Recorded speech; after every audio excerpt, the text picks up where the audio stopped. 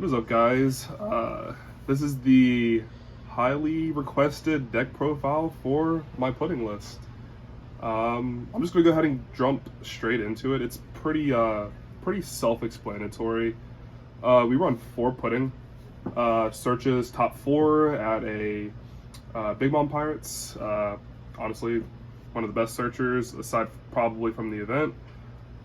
We are on 4 Flampe 2 counters. Yeah, I mean, I think it's just really good in some matchups where you just want to take your life to, you know, do some combos, maybe with 9 Mom, I don't know. Just so if you want to like fill your hand up, maybe you have like a 2K counter up top, so you can replenish the 2K and then drop a 9 Mom and then heal 1 and then kind of just like cycle your life in your hand a little bit. So Flampe, very good. It has multiple uses, I feel like. How often are you actually using the Flampe to take a life instead of just holding on to it? I would say like 95% of the time I'm holding on to this. There's some matchups where like I can't even think of one right now, but I've had to hard play this to like I did a Flampe into 9 Mom combo on my 10 turn because I needed to cycle my life in my hand. So it's I'd say this is a very like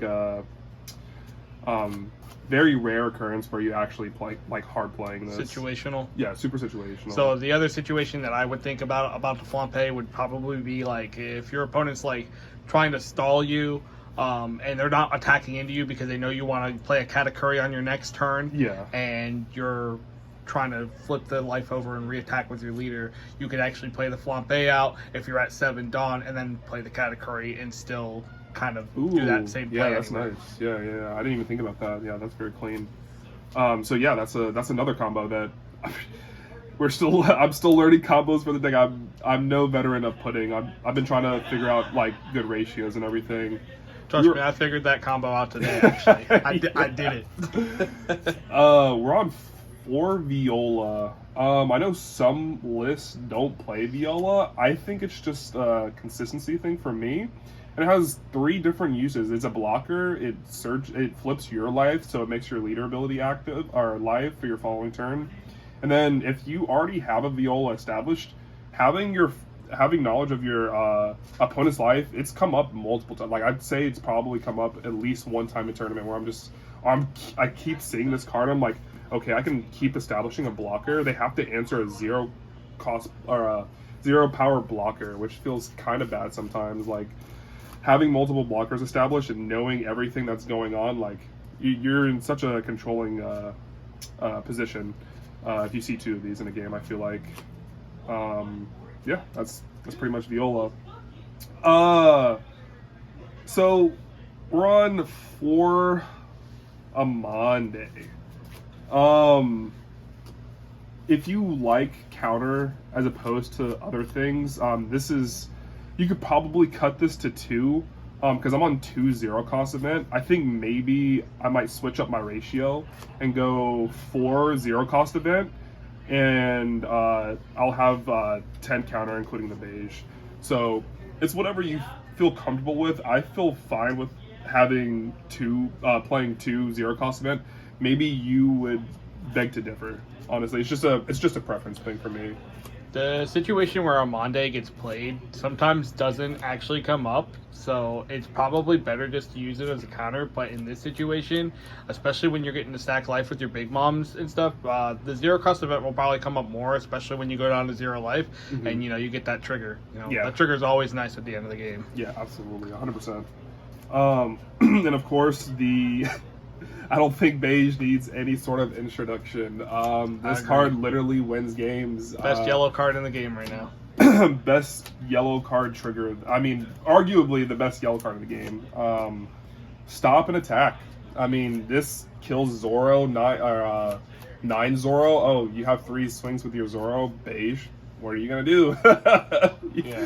Dead card now. Been there, done that. And then they have to force Dawn to maybe restand it so you don't swing into it the following turn. So it feels kind of nice, and then you can set up from there, or maybe go for lethal.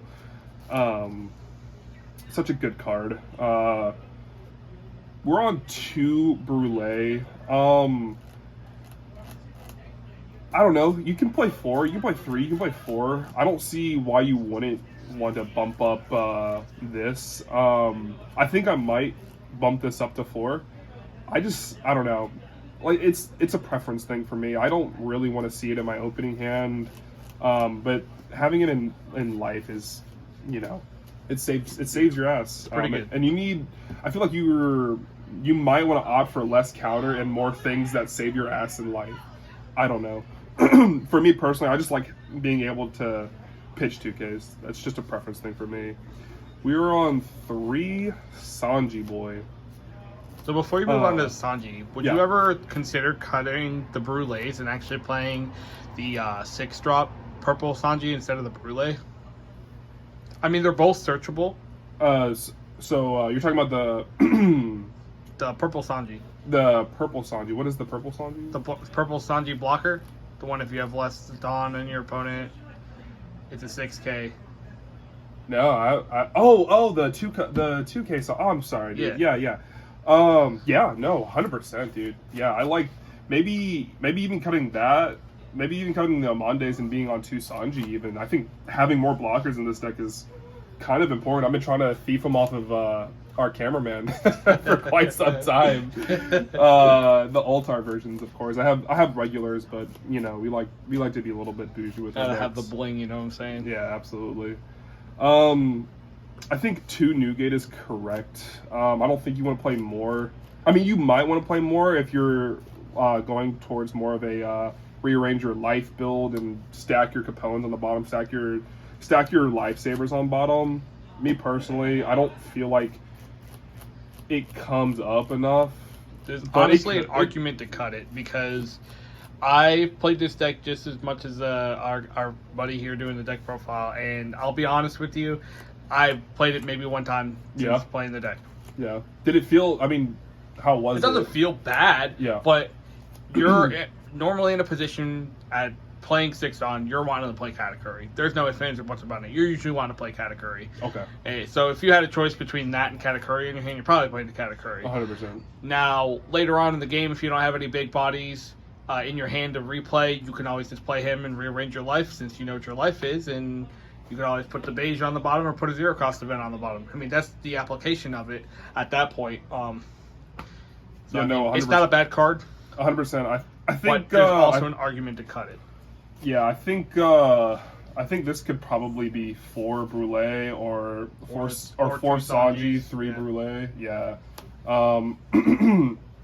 Like I said, this is my list. This is a list that I feel comfortable playing because I have a lot of things that I can pick and choose from, really. And I think you'll see that more. I have a lot of diversity in this deck. A lot of different things the deck can do. We are on 4 Katakuri. If you're not playing for this card, I have no idea what you're doing. It is so good. I mean, you take a life, you go down to 3 cards, you flip one of your cards face down, ramp, and then you swing again with Pudding, and then ramp another Dawn. Like you ramp 2 Dawn potentially in another on your on your turn. So on your 6 Dawn turn, or 7 Dawn turn. I mean, yeah, on your 6 Dawn turn, when you're doing ramping 2 Dawn at that point, you're going to 10 the next turn after. Your opponent's already so far behind you. You get to drop 10 Mom on them if you're not playing Bonnie and drop a Bonnie on you. But either way, you get to play 10 drop Mom by turn 3? Turn 4? Yeah. It feels pretty nice. We're on 3 9-drop Mom. My thoughts behind this is I don't really care for 9-drop Mom. Like, if I'm being honest with you. I agree. But she does save your ass if you don't have an answer to Sabo. It's not KOing the Sabo. It's not KOing the Borsellino blocker. It's not, things that aren't able to be KO'd. It feels kind of nice. Maybe even moderate big bodies, you can put a Katakuri or a Newgate in life. I mean, in the mirror. I mean, just being able to shit a 6 body into life is kind of crazy and heal. It comes up, but it feels it's weird. That's why it's at 3. I don't want to run floor. I don't want to actually see it because we have 4 ways to search it, right?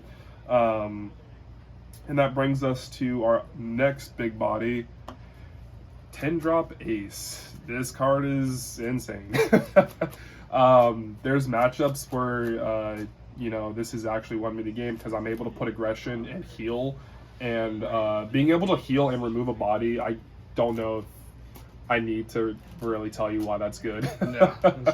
Or if you're already ahead with like 3 life, it replenishes you back up to 4. Just establish a body. Why not? Very good card. Just heal. Yeah. And if you don't want to heal, put on aggression. And I definitely believe that our next card here doesn't need any explanation at all. There's no reason to explain this card. Like, if you don't know what this card is doing, you're sleeping on a rock. So the introduction to the 10 cost Linlin. This is my favorite card in the entire deck. I've been playing this card since set 3, the ugly 10 drop mobs, when I had Katakuri fully altarted. Anyways, we trash life and we heal life. My favorite card in the entire deck. It's so beautiful. The artwork is amazing. Arguably, probably the best 10 drop in the game. Yeah. At least for, it was probably the best 10 drop for 4 sets at least. At least. I mean, I was destroying Uta when Uta was going rampant. Set 3, I was winning a lot with Katakuri. Even that 10 drop Kaido that was played in Sakazuki, I still think that the Linlin was just the better card. Yes, you had to be in such a commanding position in Sakazuki, which you always were because the deck was tier 0, to play that 10 drop. But if you weren't ever in that commanding position, the Linlin was just a better card to play, in my opinion, or a better card that is always able to be played and get you value no matter what. Or even if you drew the 10 or the 4 cards with Kaido, you could lose the game. You're almost at your 10 on turn. I mean, it's a no-brainer. If you're ahead and you're ramping, and you have a decent board established, or the game state is not, like maybe I'd say probably where it's the matchups where it's not, you're probably not going to be dropping the 10 mom comfortably. I'd probably say Doflamingo, Zoro, and maybe Reiju. So basically aggro. Aggro is this deck's worst matchup. Yep. Now, against other matchups, like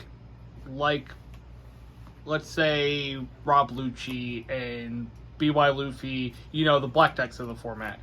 How do you feel about dropping this, and does it ever feel comfortable dropping this? Because they can just remove it with either 1 or 2 cards every time. Lucci, I'm not gonna lie, I like going against Lucci. I haven't been going against Lucci's recently. I think everybody's kind of just off the Lucci bandwagon for whatever everybody's reason. trying to just wait for 8.5. They're all waiting for starter decks to come out. So taking a break. Very little. One of our main Rob Lucci players, is no longer on Lucci. He converted it to, you might have seen him in our Doflamingo matches. He's playing Doflamingo, which I'm sure a lot of other people are going to be playing Doflamingo because it just completely annihilates black. Absolutely annihilates it. But yeah, no, I would say it feels pretty bad into black yellow Luffy, and it feels pretty bad into it doesn't feel bad into Lucci. I drop this constantly in the Lucci matchup. It feels really nice. So the only thing that I would like to say is I disagree with you about black yellow Luffy. Yeah. I think that it's pretty good, even though you put the cards in their trash, you establish this 12k body that is very hard for them to, 1, out, and 2, it's a little harder for them to counter out of a 12k swing unless they go to 11k, and that's like once in a while they go to 11k. A lot of times they're staying at 7s and 9s, so this 12k body being on board, if they're not having a Sabo blocker or recycling Sabo or able to recycle Sabo with Gecko or something, I mean, this card can take advantage of that.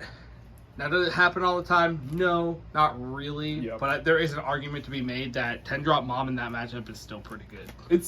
I'm gonna tell you this. The matches I have played against Black Yellow Luffy, it feels sort of bad for the sole reason that they already have the Sabo established, right? Like they have it. They're sitting on non-KOables. So if I go, okay, they feel comfortable swinging with their geckos or their Kuzan, whatever they have established. It's safe. It's Salvo's getting put in the trash. They obviously have a lot of ways to out it, which I completely understand. I don't think they really care about it. I mean, because they're just gonna replenish their life anyways. And a good Luffy player will just trash the one card, or they'll have the one card they don't care about in life. So that way, if I still happen to 10 drop, they're like, okay, who cares? Yeah. I'm gonna counter out, whatever, or I'm gonna use my Sabo blocker for the big swing, and then, whatever. So that's a good black yellow Luffy player doesn't care about this card. is what I should say. That's fair. But everything else, I mean, I don't think this card needs it. It's just if you don't have an answer for it, I'm sorry. I'm sorry. We are on 4 of the Event Searcher. This card adds another event in the deck. It is the 6 cost Conquest of the Sea. I am on 2 of those because going wide decks suck. I mean, like, this deck, obviously, as you can see, does not have a lot of answers to decks that go really wide, really fast with medium to high numbers, like Jinbei into Weevil or Ace into Marco. I mean, yeah, the event also searches basically every card in your deck. I have seen that some people have been cutting this event down probably to either 3 or 2. What are your thoughts on that take? I agree. It's non-counter. I mean, the only good thing is you can search. It's an additional search if you don't open the pudding. I kind of want to see it. I want more ways to get to my 10 mom, because there's been times where even with all the searching ability, I don't see 10 mom and it sucks ass. So having 2 ways to get to 10 mom it feels nice. Yep. That's my opinion on it. I would I personally played it 4. I don't think dropping it down to 3 or 2 is very optimal. I think it's a little more consistent if you're playing 4, and that's obviously just because you have more chances to hit not only just your big moms, your Katakuris, your Sanjis. You can search basically everything in the entire deck except for, Ace and Newgate. Exactly. So, and the 0 cost event you're about to fill up. 0 cost event. If you don't know what this does, if you get this and this is the last card in your life, you can trash 1 card from your hand and heal a life. That is insane. I mean, if it's not used for its trigger, it's used because you have a lot of non-counter. Hence, like, literally, let's say 2, 6, 10, 14, almost 20 cards of non-counter. I'm sure, yeah, almost 20 cards of non-counter in the deck. So this helps filter that out, in my opinion. And then we have our 2 6 cost events that blow up. Dawn -2, blow up 2 6 cost bodies. Spicy tech. Not a lot of people are running this card. Yeah. And as you said, a lot of the going wide decks are a problem for this deck. Yeah. So in testing, how have you really utilized this card, and how often have you utilized it? Every single time I see it in a going wide deck, Dofi, Reiju, or Zoro, I played it. I need an answer.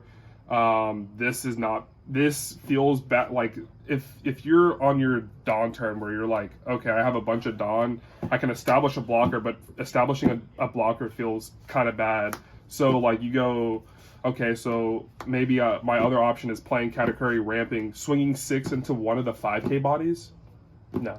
They're going to say 2k, and you're going to sit there like an idiot, and you're going to go, okay, you have 4 swings into me next turn. That feels kind of bad. So you eat the 2 Dawn, and then you kind of just hope they don't keep going wide, basically, until you hit your 10 Dawn mark or your 9 Dawn. You might see this sooner to keep them off tempo. It kind of like interrupts their game plan, so that's kind of the idea behind it. So, yeah, this is the deck.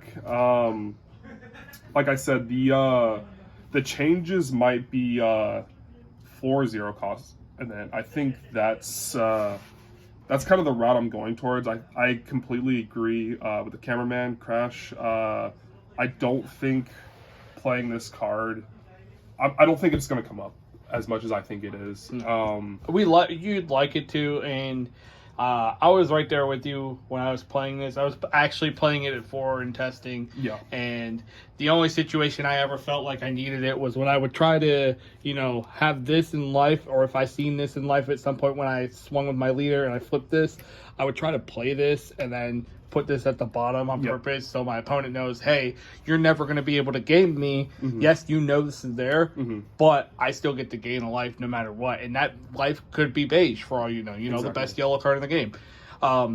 But that situation, like I said, is super rare, especially if you're playing all these big bodies, just because you have 8 ways to search that big body, and you'll be able to find it at some point. Exactly. It's statistically impossible to not see at least one big body a game. So, yeah, you'd have to be so unlucky, bro. But to be fair, bro, I forgot who I was playing. I think it was my match with the Rob Lucci player. I didn't see any 10 costs, and I was playing the same list. I mean, I've been playing this same list since the deck has been released. I think maybe my changes might have been throwing in the Sanji's. I think we talked about it. And we're like, okay, Sanji feels kind of nice. It's also searchable off the pudding. It's also searchable off the event as well. I don't think it is searchable off the event. Counts as Big Mom, doesn't it? It's a vid smoke. Oh, excuse me. Yeah, you're correct. That's my fault. Yep. No, you're fine. Still find it off the pudding, which is still super good. Yep. It's got a pretty good trigger. You got to discard a card, but it also can be an attacker if you get this out one turn and then you play 10 Mom and you feel like you can attack because you're back to your life where you already were. Yeah, you can feel comfortable. It has multiple uses. It's just a good generic yellow trigger card, so that's also searchable. And that's why I was talking about the purple Sanji, and that was the only thing that I might maybe cut these or cut 2 of those, play the purple Sanji just because it could be searched. Yep. Yes, it's not a trigger. I don't believe. No. Yeah. So it's not a trigger card, but it's a 2K. And if let's say for example, I feel like maybe playing Conquest and then you're off 2 Dawn from them, it might come up where you can play this, be behind 2 Dawn. Like let's say you're at your 10 Dawn, right? And you're like, I don't really want to establish a 10 Mom because I'm not comfortable, because if I establish 10 Mom, he just swings heavy into me next turn and I can't clear his board. He's got 5 cards in hand. He's going to counter and save his bodies. So you go Conquest, remove two 6 cost bodies, or less. And then you go, okay, now I'm 2 Dawn behind him. I'm at 8 Dawn. Play for 3 out the Sanji blocker. Yeah. So now not only did you remove 2 bodies, now you're up a blocker, a 6 cost blocker, and you just played it for 3 Dawn. Yeah. And then you have 1K under pudding to a 6K swing. Or you can play a 1-drop. Or you can search. Yeah, one of your 8 searchers or whatever. This being the 2, like maybe being on 2, maybe even potentially 4. Maybe 4 3-cost Sanjis would go absolutely crazy in this deck. I don't know. It's something we'd have to test, but video's getting kind of long. So, yeah. I mean, any other closing thoughts on the deck? Anything else that you think you might change last minute? Would you be comfortable playing this at a regional, possibly? Do you think it's that good? No. This is a deck I've been kind of just bringing to the lab to kind of modify and get everybody's input. I've been taking bits and pieces of people's ideas about the deck and trying to make it work, really. I haven't found a formula that has won me locals. I've been X1 in a major event that we had for a $200 Sabo, which I ended up just buying off of Crash anyways. For a major event like that, it did really well, I think. And the list wasn't even updated to this. It was kind of just like butchered and your only loss was Zoro, right? Was Zoro, yeah. I mean, and I think you were on Black Yellow Luffy that tournament as well. Yeah. And I ended up beating that same Zoro player in finals. Yep, exactly. So, if I were to have played Crash, I don't think we've ever played the Black Yellow Luffy. We have not. Maybe we'll get that video up there at some point. We'll play that. We'll have to. Play the matchup, see how it goes, and we'll try to go over it at some point too. My final thing about this deck is people have been asking me about Parasparrow, the 3-cost Parasparrow. And my answer to that is, why not? I mean, like, honestly, if you wanted to be super aggressive with the deck early on, you can still swing established Parasparrow, and on your following turn, I mean, like, you're still ramping, right? So, like, it's also another search. It's also another search. But if you want my opinion, card's ass. Yeah, I mean, just having, I think what he's trying to get at is it's another card you have to discard for cost, and I think it kind of just mucks up the deck a little bit, in my opinion. The thing for me is that if I'm on 3 Dawn, I have this in my hand. I feel like playing a blocker is just a little bit better, just because I'm usually trying to protect my life. Or if I'm on 3 Dawn and I have this and this in hand, I'm searching and then playing this and then ramping a Dawn. It feels better. It just feels better than 3-drop Parasparrow at the time. Yeah, the trigger could come up in life, but discarding a card out of your hand does not feel the greatest, even though they usually want to try to take care of the Parasparrow. I don't know. I'm just personally not a fan. It's a preference thing. You know, if you want to play the Parasparrow, play the Parasparrow. Personally, I'm not a fan. Yeah. Also, I've seen some lists play like different ramp cards. So like there's a 4-cost Animal Kingdom event that says draw 1 card and ramp. But if it's doesn't your opponent have to have a body on board or something? I don't believe so. I think it's literally for Dawn, you draw a card, ramp a Dawn, and then you can do whatever. I mean, it's. I mean, and then the trigger is activate this card's or activate the main card effect. So I mean, like if you hit it out of life, you ramp and draw like. So it's like. Jesus. So I also seen that some list we're playing Bond Clay. How do you feel about Bond Clay in this list? I'm a believer. If I were to play Bond Clay, my answer to that would be this. It would be for Bond Clay. I still think 4-0 cost event is so needed because there's just too much non-counter. Yeah. I think that's kind of like maybe the issue that like you and I have playing the deck is like, damn, we have a lot of non-counter in hand. Like, this is tough. The odds you're going to be seeing these cards is very high because it's half the deck, damn near. So I think honestly, I might test a list with 4-0 cost and 4 Bond Clay, because answer the Bond Clay, bro.